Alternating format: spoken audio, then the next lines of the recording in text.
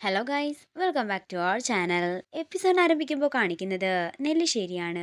ഒരു ചതിയന്റെയും കൊലപാതകയുടെയും കൂടെ ഒരിക്കലും നിന്നെ അയക്കില്ലെന്ന് സച്ചി പറയുമ്പോൾ അർച്ചന പറയുകയാണ്, ശരിയാണ് മോളെ, നീ തന്നെ ഒന്ന് ചിന്തിച്ചു നോക്ക്. നിന്റെയും ധനുഷിന്റെയും പ്രശ്നം എപ്പോൾ മുതൽ തുടങ്ങിയതാണെന്ന്. നിന്റെ നല്ലതിന് വേണ്ടിയല്ലേ ഞങ്ങൾ എല്ലാവരും നിന്നോട് ഇങ്ങനെയൊക്കെ പറയുന്നത്. ഇത് കേൾക്കുന്ന സ്നേഹ ദേഷ്യത്തോടെ പറയുകയാണ്, നിങ്ങളെല്ലാവരും എന്തൊക്കെ പറഞ്ഞാലും ശരി, ഞാൻ ധനുഷിനെ സ്നേഹിക്കുന്നു, ഞാൻ ധനുഷിനെ വിശ്വസിക്കുന്നുമുണ്ട്. പിന്നെ നിങ്ങൾക്കൊന്നും എന്താ ഞാൻ പറഞ്ഞിട്ട് മനസ്സിലാകാത്തതെന്നാ എനിക്കറിയാത്തത്.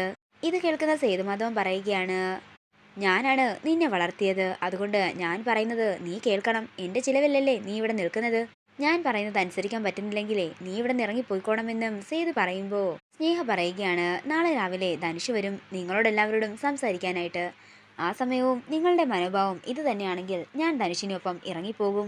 ഇത് കേൾക്കുന്ന എല്ലാവരും ഞെട്ടലോടെ നിൽക്കുമ്പോൾ സച്ചി, നീ ഇറങ്ങിപ്പോകുമോ എന്ന് ചോദിച്ചുകൊണ്ട് സ്നേഹയെ തല്ലാനായി കൈ ഓങ്ങുകയാണ്. സച്ചിയേട്ടാ എന്ന് അർച്ചന വിളിക്കുമ്പോൾ സച്ചി കൈ താഴ്ത്തിയിടുന്നു.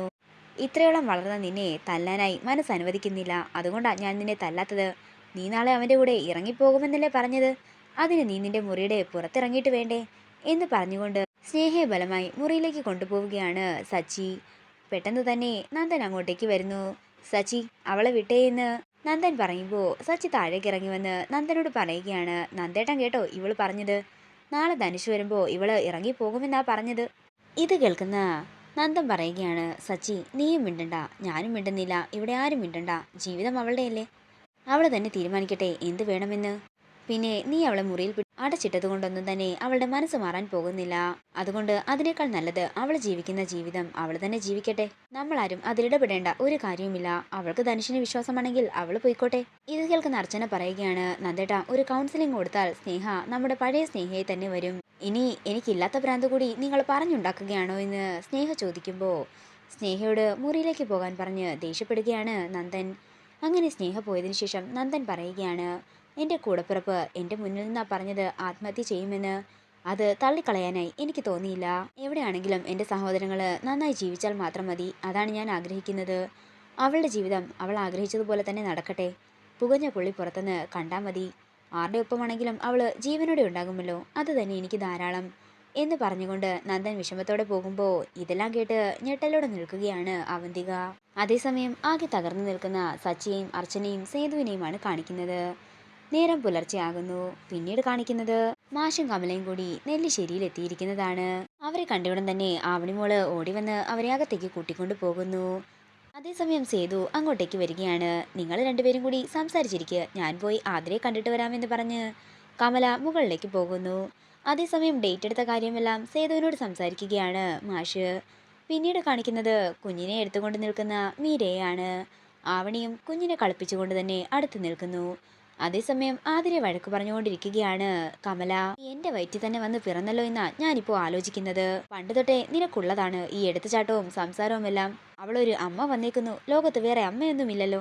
ഇന്നത്തോടെ നിന്റെ ഈ പറച്ചിലൊക്കെ നിർത്തിക്കോണം, ഇല്ലെങ്കിൽ നിന്നെ അടിച്ചു മൂലക്കിടാനായിട്ട് സന്ദീപിനോട് കൂടി പറയാൻ വേണ്ടിയാ ഞാൻ ഇങ്ങോട്ടേക്ക് വന്നത് എന്നൊക്കെ കമല പറയുമ്പോൾ ദേഷ്യത്തോടെ ഇരിക്കുകയാണ് ആതിര. പിന്നീട് കാണിക്കുന്നത് മാഷിന്റെ അടുത്തേക്ക് സച്ചിയും സന്ദീപും കൂടി വരുന്നതാണ്. പിന്നീട് കാണിക്കുന്നത് അവന്തികയാണ്. ധനുഷ് വീട്ടിൽ നിന്നും ഇറങ്ങിയിട്ടുണ്ടെന്ന് മൂർത്തി പറയുമ്പോൾ അവനോട് നെല്ലിശ്ശേരിയിൽ വരണ്ടെന്ന് ഞാൻ പറഞ്ഞതല്ലേ, അതുകൊണ്ട് മറ്റെവിടേക്കെങ്കിലും ആയിരിക്കും പോകുന്നതെന്ന് അവന്തിക മൂർത്തിയോട് പറയുന്നു. അതേസമയം തന്നെ ധനുഷ് നെല്ലിശ്ശേരിയിലേക്ക് എത്തുന്നു. ധനുഷ് നേരെ അകത്തേക്ക് കയറി പോകാനൊരുങ്ങുമ്പോൾ സേതു പറയുകയാണ്, നിർത്ത്, നീ എവിടേക്കായി കയറി പോകുന്നത്. അതേസമയം ധനുഷിനെ കണ്ട് ഞെട്ടലോടെ നിൽക്കുകയാണ് അനഘയും അർച്ചനയും. അത് പിന്നെ എൻ്റെ കുറച്ച് സാധനങ്ങൾ ഇവിടെ ഉണ്ടായിരുന്നു, അതെടുത്തുകൊണ്ട് പോകാനാ ഞാൻ വന്നതെന്ന് ധനുഷ് പറയുന്നു. അതേസമയം ശബ്ദം കേട്ടുകൊണ്ട് സ്നേഹയും അവന്തികയും കൂടി വരികയാണ്. സ്നേഹ സന്തോഷത്തോടെ ധനുഷിന്റെ അടുത്തേക്ക് ഓടി ചെല്ലുമ്പോൾ ഇതെല്ലാം കണ്ട് ഞെട്ടലോടെയും പേടിയോടെയും നിൽക്കുകയാണ് അവന്തിക. തുടർന്ന് അവന്തികയെ വിളിച്ച് സ്നേഹയെ പിടിച്ച് കയ്യിൽ കൊടുക്കുകയാണ് സേതുമാധവൻ. തുടർന്ന് സേതു ദേഷ്യത്തോടെ ധനുഷിനോട് പറയുകയാണ്, നിന്റെ എന്തൊക്കെ സാധനങ്ങൾ ഇവിടെയുണ്ടോ അതൊക്കെ എടുത്ത് എത്രയും പെട്ടെന്ന് ഇവിടെ നിന്ന് ഇറങ്ങിക്കോണം എന്ന് പറഞ്ഞ് ധനുഷ് ഔട്ട് ഹൗസിലേക്ക് പോകുന്നു. അങ്ങനെ ധനുഷ് സാധനങ്ങളെല്ലാം എടുത്തു വെക്കുമ്പോൾ സ്നേഹ അങ്ങോട്ടേക്ക് ചെല്ലുകയാണ്. ധനുഷ്, നീ എവിടെ പോയാലും ഞാനും നിന്റെ ഒപ്പം വരും. അതേസമയം അവന്തിക അങ്ങോട്ടേക്ക് വരികയാണ്. ഏട്ടത്തി, എന്നെയും കൂടി കൊണ്ടുപോകാൻ പറയാനായി സ്നേഹ പറയുമ്പോൾ അവന്തിക പറയുകയാണ്, മോളെ, നീ ഇപ്പോൾ ഇവൻ്റെ കൂടെ ഇറങ്ങിപ്പോയാലേ ഇവിടെ വലിയ ഭൂകമ്പം തന്നെ നടക്കും. പിന്നെ ആരും നിങ്ങളുടെ വിവാഹത്തിനോട്ട് സമ്മതിക്കാനും പോകുന്നില്ല. ഏട്ടത്തി തന്നെ ഇതിനൊരു പരിഹാരം കണ്ടെത്തി തരാം. മോള് വിഷമിക്കാതിരിക്കെന്ന് പറഞ്ഞ് അവന്തിക അവിടുന്ന് പോകുമ്പോൾ വിഷമത്തോടെ ധനുഷിനെ നോക്കുകയാണ് സ്നേഹ. കൂടി ഇന്നത്തെ എപ്പിസോഡ് ഇവിടെ തീരുകയാണ്. വീഡിയോ ഇഷ്ടമായെങ്കിൽ മറക്കാതെ ലൈക്ക് ചെയ്യുക, ഷെയർ ചെയ്യുക, കമന്റ് ചെയ്യുക. കൂടുതൽ സീരിയൽ അപ്ഡേറ്റ്സിനായി മറക്കാതെ സബ്സ്ക്രൈബ് ചെയ്യുക.